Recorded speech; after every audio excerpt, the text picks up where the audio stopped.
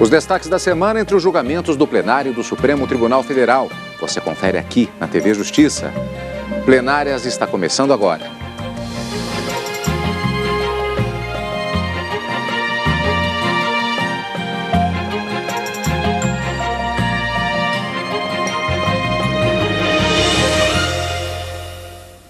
Hoje com os destaques das sessões dos dias 19 e 20 de junho de 2013. Karina, houve vários julgamentos que estavam pautados, que foram efetivamente julgados, mas podemos dizer que o grande destaque do ponto de vista do tipo de matéria que foi julgada pelos ministros, questões eleitorais. Questões eleitorais e uma semana com questões, com um posicionamento do Supremo Tribunal Federal definitivo sobre alguns temas, como, por exemplo, a legitimidade do Ministério Público para também promover representações perante a Justiça Eleitoral quando houver qualquer tipo de irregularidade nas propagandas partidárias gratuitas. Nós tivemos também a definição do controle de constitucionalidade preventivo de lei complementar em trâmite no Congresso Nacional. O Supremo pode se manifestar nesse caso, ainda enquanto a lei está sendo gestada, como disse o ministro Joaquim Barbosa. A decisão foi tomada nessa semana no plenário do Supremo Tribunal Federal, no mandado de segurança que há 3 semanas vem sendo assunto no plenário do Supremo Tribunal Federal e essa semana foi resolvido definitivamente com os votos faltantes da ministra Carmen Lúcia, ministro Celso de Mello e ministro Joaquim Barbosa. Pois é, Karina, e uma das ações sobre matéria eleitoral prevista na pauta da semana discutia a lei dos partidos políticos e o papel do Ministério Público na fiscalização de irregularidades cometidas em propagandas partidárias. Aliás, nesse sentido, Karina, houve até algumas colocações interessantes, até didáticas. O próprio ministro Luiz Fux, ele fez uma referência a propagandas eleitorais e propagandas partidárias, que são coisas diferentes. Exatamente, ele foi bastante enfático para diferenciar um do outro. A propaganda partidária gratuita é aquela em que os partidos podem levar as suas ideologias na expectativa de conquistar filiados partidários. E a propaganda eleitoral gratuita é aquela que antecede as vésperas das eleições. Então, ela tem uma data fixada própria para o acontecimento e o propósito na propaganda eleitoral gratuita na TV e no rádio é justamente para angariar votos e aí o candidato ser eleito. Nesse caso, alcança tanto candidatos como coligações, partidos políticos, então haveria essa diferenciação. Vamos ver mais detalhes sobre o tema na reportagem de Mara Martinez, que antes do julgamento foi conferido o que se tratava este processo. De acordo com a lei que regulamenta os partidos políticos, a propaganda partidária gratuita, gravada ou ao vivo, efetuada mediante transmissão por rádio e televisão, será realizada entre as 19h30 e as 22 horas. O desrespeito às regras previstas geram punições aos partidos. O texto legal prevê ainda que a representação por irregularidades na propaganda eleitoral somente poderá ser oferecida por partido político e será julgada pelo Tribunal Superior Eleitoral quando se tratar de programa em bloco ou inserções transmitidos nos estados correspondentes. Mas o Ministério Público, por meio de uma ação direta de inconstitucionalidade, questionou no Supremo expressão na lei que, segundo o MP, teria conferido exclusivamente aos partidos políticos a legitimidade para o oferecimento de representação contra irregularidades havidas na propaganda partidária, impedindo assim a atuação do Ministério Público. O Congresso Nacional discorda. Diz que a lei foi aprovada respeitando a Constituição Federal e que a matéria tratada no ato normativo atacado é de natureza estritamente político-partidária e a atuação do Ministério Público nesse tipo de representação específica é que violaria o princípio da liberdade político-partidária. A Advocacia Geral da União opinou pela improcedência do pedido, sob o argumento de que a disposição questionada não teria afastado a legitimidade do MP para representar contra irregularidades havidas na propaganda partidária. Pois é, Karina, daqui a pouquinho nós vamos ver como foi a sessão plenária da quarta-feira, inclusive com relação a esta ação especificamente, mas antes eu já peço para que nós adiantemos já qual foi o resultado especificamente desse julgamento que aconteceu na sessão plenária da quarta-feira. Os ministros eles deram interpretação conforme à Constituição para o dispositivo que se alegava, de acordo com a lei dos partidos políticos, a inconstitucionalidade dessa expressão, que deixaria apenas aos partidos políticos a possibilidade de apresentação dessa representação.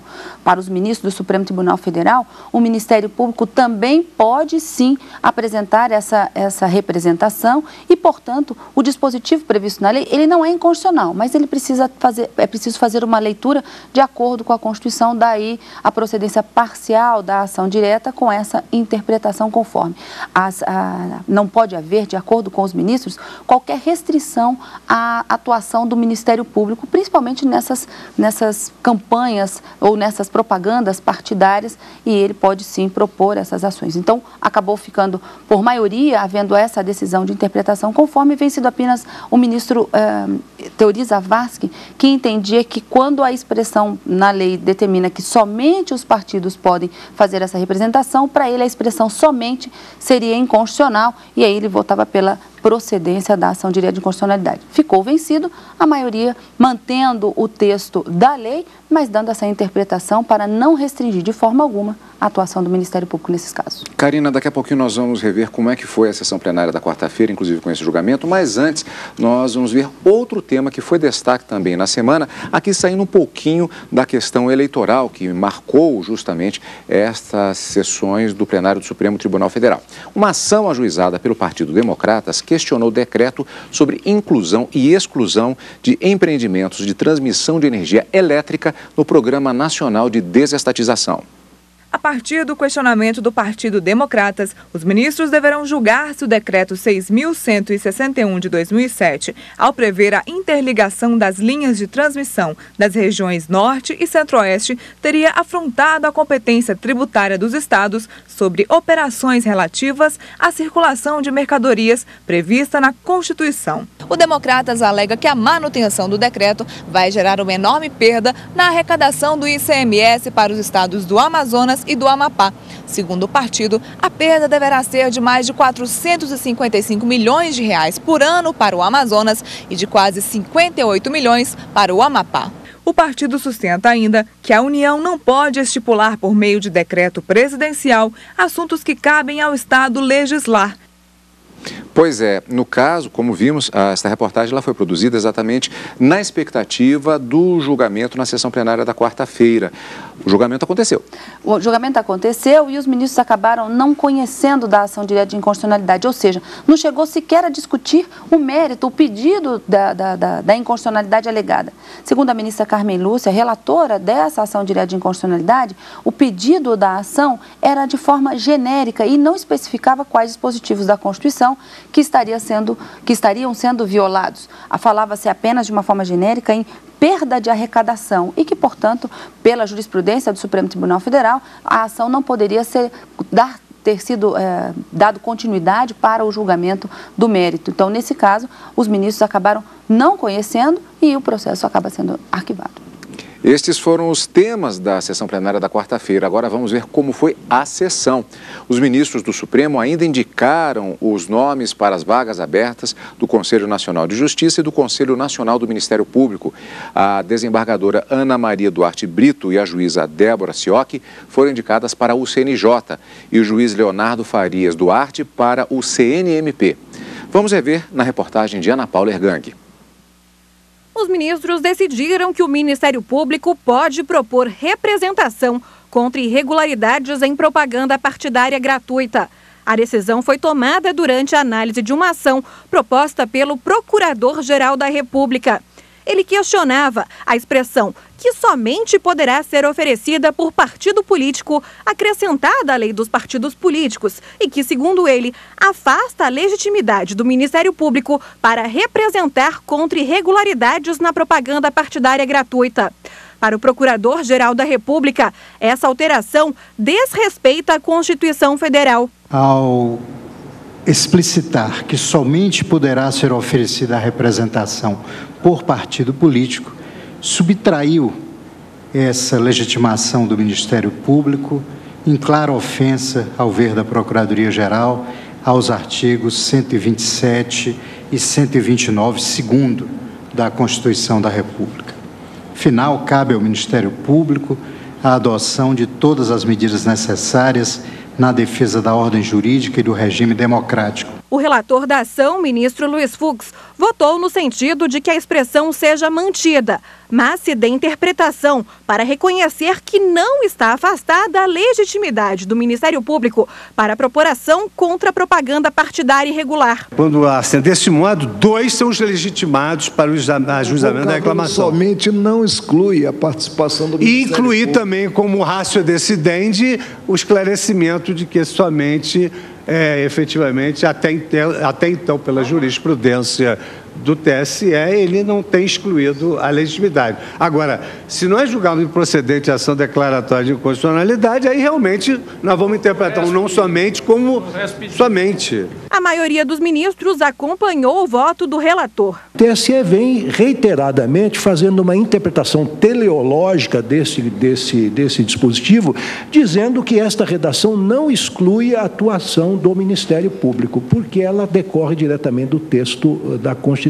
Apenas o ministro Teori Zavascki votou pela retirada da palavra somente do texto da lei, por considerá-la inconstitucional. Excluir a legitimação do Ministério Público, assegurado no artigo 127 da Constituição, que é auto-aplicável. Ora, a se atender o pedido na extensão como formulado, importaria excluir do ordenamento jurídico mais do que o indispensável para corrigir o vício. Ainda durante a sessão plenária de hoje, os ministros decidiram que livros, jornais e periódicos não estão livres do pagamento do Fundo de Investimento Social, o FINSocial. A maioria dos ministros entendeu que o FINSocial não tem natureza de imposto e, portanto, não é atingido pela imunidade tributária. A decisão foi tomada durante a análise de um recurso em que uma editora de livros jurídicos buscava garantir a imunidade do seu faturamento à tributação pelo FINSocial. O Supremo sedimentou este entendimento, que era perfilhado por ambas as turmas dessa casa, e este entendimento vai passar agora a espelhar o julgamento dos recursos extraordinários que, porventura, estejam sobrestados, esperando a definição da tese. Pois é, Karina, sessão plenária da quarta-feira, já adiantamos alguns resultados, vamos rever no frigir dos ovos como é que nós temos o fechamento da quarta-feira, daqui a pouco tem a sessão da quinta. Os ministros decidindo sobre a questão da imunidade do FINSocial, sobre livros, periódicos, jornais e papel para a impressão desses livros respectivos, não haveria a imunidade em relação a essa contribuição social chamada FINSocial, confirmando a decisão, portanto, recorrida no recurso extraordinário de repercussão geral. A legitimidade do Ministério Público para a proposição de representação também em relação a irregularidades ocorridas em propagandas partidárias gratuitas no rádio e na TV, também foi confirmada, dada interpretação conforme ao dispositivo da lei dos partidos políticos. E também na sessão da quarta-feira, os ministros decidiram sobre a inconstitucionalidade de um dispositivo na lei do Rio Grande, de uma lei complementar também no estado do Rio Grande do Norte, que tratava sobre porte de armas para procuradores do estado. Os procuradores, o estado não poderia ter legislado sobre essa matéria, que já teria sido disciplinado, segundo o ministro Gilmar Mendes, que votou nesse caso, já teria sido disciplinada pelo Estatuto do Desarmamento e que, portanto, acabaram entendendo como inconstitucional a lei potiguar que versava sobre esse porte e tratamentos diferenciados para os procuradores do Estado. Bom, Karina, na sessão plenária da quarta-feira, como vimos, tivemos matéria eleitoral tratando sobre propaganda partidária. Depois do intervalo, nós vamos ver o que foi destaque na sessão plenária da quinta-feira. Desta vez, mandado de segurança que trata sobre propaganda eleitoral. Daqui a pouquinho, depois do intervalo. Plenárias está de volta com os destaques da sessão plenária da quinta-feira, dia 20 de junho. O plenário do Supremo Tribunal Federal retomou o julgamento do mandado de segurança que paralisou a tramitação de projeto de lei que estabeleceu restrições para a criação de novos partidos políticos. Vamos rever o tema do processo na reportagem de Neila Guimarães. O senador Rodrigo Hollenberg impetrou o mandado de segurança com pedido de liminar no STF para sustar a tramitação de um projeto de lei no Congresso. O projeto altera as regras de criação de novos partidos. Determina que o parlamentar que mudar de partido durante o mandato não poderá levar com ele os recursos do fundo partidário e o tempo do horário de propaganda eleitoral gratuita no rádio e na televisão. Para o senador, isso é inconstitucional, porque impede o pluralismo político e pode prejudicar o direito das minorias parlamentares. Até os ministros que estão votando contra o mandado de segurança estão deixando claro que, no mérito, o projeto é inconstitucional. Eu imagino que isso vai criar um constrangimento no Senado Federal e eu espero que pare o bom senso e que o Senado suspenda a tramitação dessa matéria. Em abril, o ministro Gilmar Mendes, relator do caso, determinou a interrupção em caráter liminar da tramitação do texto no Senado, que pretende alterar as regras de criação de novos partidos. A maioria dos ministros votou pela aceitação dos amigos da Corte, que são pessoas que não fazem parte da ação, mas podem contribuir para o julgamento. Os ministros sustentaram que o processo ultrapassa o interesse subjetivo. O fato é de interesse de toda a sociedade. O Senado discorda da decisão do ministro Gilmar Mendes quando diz que o projeto de lei complementar ofende a Constituição. Para o senador Rodrigo Hollenberg, o projeto de lei já aprovado na Câmara prejudica os novos partidos, porque limita o acesso ao tempo da propaganda eleitoral gratuita no rádio e na TV e ao fundo partidário, principal fonte de renda dos partidos. E o Supremo Tribunal Federal liberou a tramitação, melhor dizendo, no Congresso, do projeto que impõe restrições à criação de novos partidos. A maioria dos ministros entendeu que o questionamento só pode ocorrer depois que a proposta virar lei. Karina, aqui é uma questão interessante, antes mesmo de revermos como é que foi a sessão plenária, na medida em que um ponto central do debate foi exatamente esse. O mandado de segurança questionava o projeto que ainda não havia se transformado em lei. Exato. Na verdade, por essa decisão, a questão da constitucionalidade ou não do projeto, quando aprovado, ele pode ser questionado posteriormente, por exemplo, por meio de uma ação direta de inconstitucionalidade. Seria essa a tese que determinou o debate no Supremo. Alguns ministros entendiam que não cabia o mandado de segurança para esse determinado assunto. Para outros ministros, semana passada o ministro Marco Aurélio votou e nessa semana a ministra Carmen Lúcia acompanhou o voto do ministro Marco Aurélio, que a princípio ambos não conheciam do mandado de segurança, mas vencidos nessa fase preliminar acabaram votando no mérito, entendendo que apenas o que seria uma proposta de emenda constitucional que violasse quaisquer das chamadas cláusulas pétreas da própria Constituição é que não poderia ser deliberado no Congresso Nacional. Então aí sim caberia mandado de segurança para obstar essa votação tanto na Câmara quanto no Senado Federal. Não se tratava de proposta de emenda à Constituição, mas sim um projeto de lei complementar. E, nesse sentido, haveria que se aguardar a gestação, eu disse no início do programa que o ministro Joaquim Barbosa utilizou essa expressão, a terminar a gestação da norma para ela virar lei e aí sim poder propor uma ação direta de inconstitucionalidade apontando dispositivos da Constituição que estariam sendo violados. O ministro Gilmar Mendes, ministro Dias Toffoli e ministro Celso de Mello, que também votou esta semana, entenderam que não, que o mandado de segurança era uma ação cabível sim e que violava dispositivos da Constituição suficientes para confirmar a liminar a medida cautelar que havia sido deferida pelo ministro Gilmar Mendes, mas acabou se tornando votos vencidos, prevalecendo a maioria no sentido de que não se fala em inconstitucionalidade nessa gênese, nessa fase de gestação, nessa fase preliminar do projeto de lei complementar. É preciso, portanto, aguardar para, no futuro, caso haja a propositura de uma ação direta de inconstitucionalidade, aí sim o Supremo se manifeste, se debruce sobre o tema e verifique realmente se há violações constitucionais ou não nessa lei que ainda deverá ser aprovada depois de tramitar no Senado Federal. Vamos rever a sessão plenária da quinta-feira, como foi na reportagem de Adilson Mastelari. Esta foi a quarta sessão para decidir sobre o tema. O mandado de segurança chegou ao STF através de uma ação movida pelo senador Rodrigo Hollenberg. Ele pedia a interrupção da tramitação do projeto, que altera duas leis e determina que o político não pode levar consigo os recursos do fundo partidário, nem o tempo de propaganda eleitoral no rádio e na TV, ao mudar de partido durante o mandato eletivo.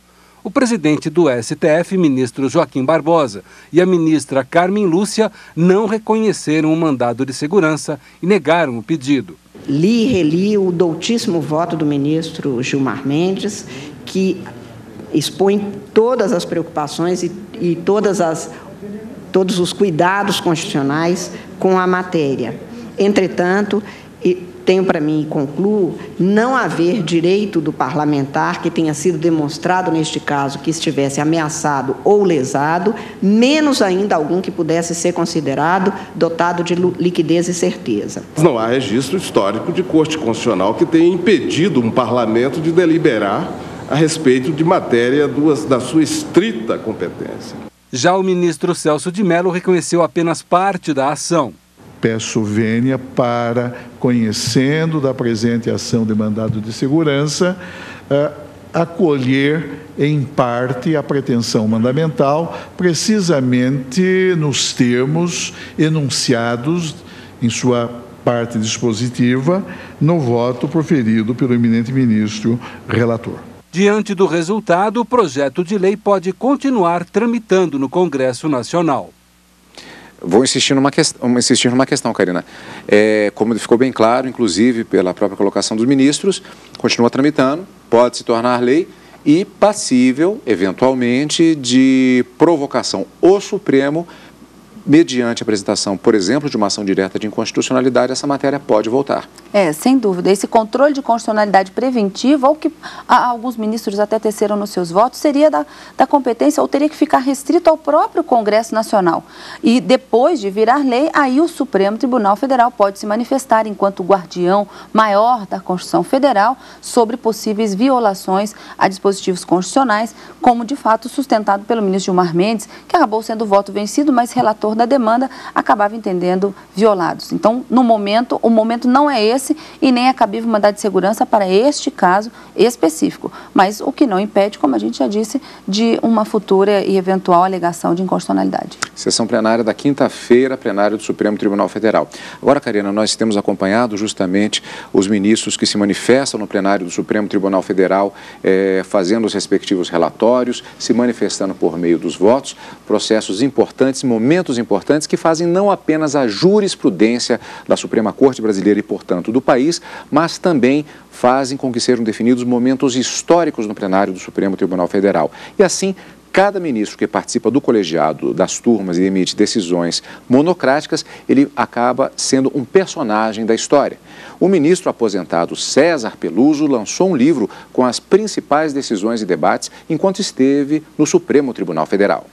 Uma obra que trata dos principais julgamentos realizados em plenário, dos quais ele participou. Entre os temas, a interrupção da gestação de fetos anencéfalos e pesquisas com células tronco-embrionárias. Agora, o voto dele também está ali, registrado no livro. Uma face do Supremo Tribunal Federal nesse período. Foi um período muito importante, sobretudo para a estabilidade democrática do país, com a postura que o Supremo adotou aí em vários temas relevantes e cujas decisões, da minha parte, estão registradas nesse livro. Todos os convidados tiveram a oportunidade de ter a obra autografada pelo ministro aposentado César Peluso. Os ministros falaram sobre a expectativa da leitura. Esse livro certamente será um documento importante para a história do Supremo Tribunal Federal, para a história do ministro Peluso, para a história da magistratura brasileira. É uma boa contribuição para a literatura jurídica, para a literatura constitucional, para a questão processual constitucional que se desenvolve no âmbito do Supremo. Alguns ministros aposentados também fizeram questão de presenciar o lançamento. Nesse livro, as preciosas lições de direito e de vida e de senso de justiça material estão aqui, essas preciosas lições. E nós só temos a ganhar, né, com essa leitura, com os ensinamentos aqui derramados, né, com sapiência e erudição. Traz para nós, ele traz para os advogados, para os juízes, enfim, para a comunidade jurídica, aquilo que o Supremo tem decidido. E não deixar que esses acórdãos, essas decisões muito boas, ficassem perdidas no arquivo do Supremo Tribunal Federal. Luiz Roberto Barroso, que toma posse como ministro na próxima semana, falou sobre o que espera do livro. Documenta a profícua magistratura do ministro César Peluso aqui no Supremo. Alguns votos dele são votos primorosos, que eu acompanhei ainda como advogado. E agora que estou entrando na casa, eu vou ler aplicadamente para aprender. Karina, esses foram os destaques da semana, portanto, e nós nos despedimos aqui, mas já com a perspectiva de encontro na próxima semana. Encontro marcado direto do plenário e no final de semana com plenárias. Obrigado pela companhia, como sempre, é claro. E continue aqui, na TV Justiça.